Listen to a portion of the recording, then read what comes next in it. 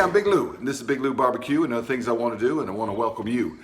What I'm doing today is I want to show you how I made this. That is lard. It fills that lard mouth pint jar about that much, and I got that much lard out of the fat trimmings off of 2 pork butts. I cooked one a few days ago, and I'm cooking one today, and I made the lard off of it. I want to show you how I do it. I'm a big believer in waste not, want not. So I took the bone out of a pork butt and made some stock, and took the fat and made some lard, and I'm gonna cook the pork roast up in a Dutch oven in a little while. Anyway, I wanna show you how I made the lard. Now see, it's got that white, light gray color. Looks pretty good. You gotta do it with patience, all right? Took about an hour and 15 minutes to render this lard out, and all I did was use the fat trimmings from 2 pork butts. This comes free, all right? We use it in a lot of things, and I put it in my biscuits too. Big Lou Barbecue.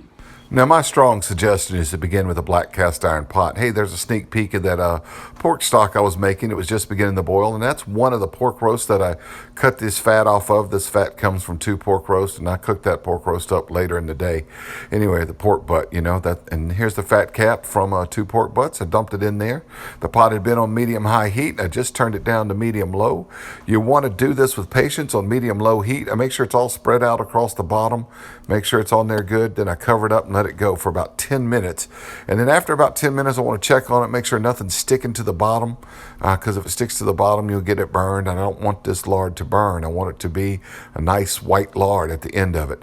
So I just stir them around to make sure nothing's sticking, cover it back up, and after about 30 minutes, they look like this. Now at this point, after stirring them up, I'm going to take any of those really big pieces and just kind of cut them down in half or quarters, and they will cut kind of easy with that wood paddle right there. So I've gotten kind of lazy over the years, and instead of cutting them into really small pieces to begin with, I just kind of do it like this. So any of the big pieces I'm just cutting down. Now you may notice that I've got some parchment paper under my pot there. That's because I'm using an induction stove. If you're using a regular glass top, you can't do that, or certainly a gas stove or a regular old electric stove, you can't use that parchment paper.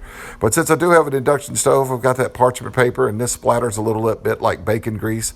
And so all I got to do at the end to clean up is just pick up that parchment paper and throw it away, and I don't have a whole lot of cleanup to do.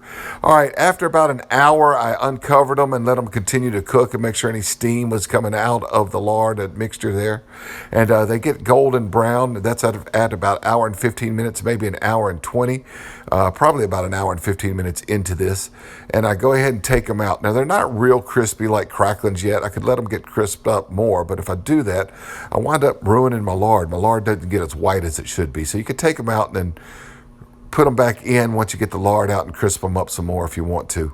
All right, got a mason jar right there, a coffee filter, and a jar funnel, and I'll start to pour this in. Now, if you're using cheesecloth, you could just kind of fill that whole funnel up if you want to, but the coffee filter is a little delicate, so I'll pour it in stages here, because if I fill that whole funnel up, the weight of the hot lard, that hot grease on top of it, will burst that coffee filter, and it'll all just fall into the jar, and I want it to filter into the jar. So I just kind of pour it in a little bit at a time and let it filter on through there.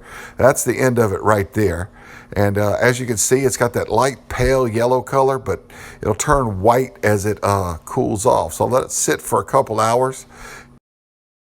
All right, this is the lard. It's turned white. That light yellow tint is out of it. It's turned white, but it's still liquid because we need to put it in the refrigerator, cool it off, and it'll firm up. Hey, thanks for watching Big Lou Barbecue. Don't want to take up too much more of your time, but you know, hey, I got 2/3 of a mason jar, pint-sized mason jar, so 2/3 of a pint of lard, basically for free, by not throwing away the fat that I trimmed off of 2 pork butts, all right?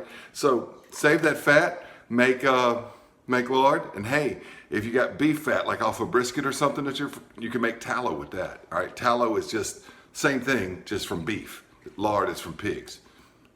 Comes in handy, making biscuits, frying stuff, making roux, whatever. Anyway, thanks for watching Big Lou Barbecue.